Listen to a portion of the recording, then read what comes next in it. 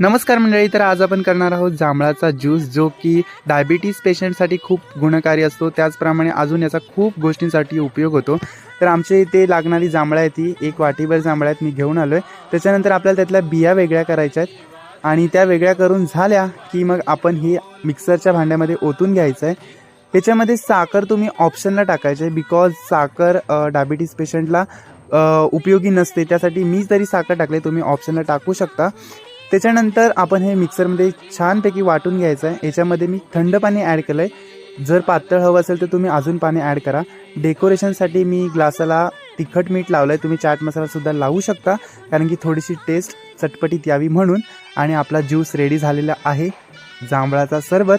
तुम्हीसुद्धा ही रेसिपी आवडली तर नक्की घरी ट्राय करा. उन्हाळ्यात याची टेस्ट खूप थंडगार आणि छान लागते. तुम्हीसुद्धा नक्की या. व्हिडिओ आवडला तर नक्की लाईक करा. थँक्यू.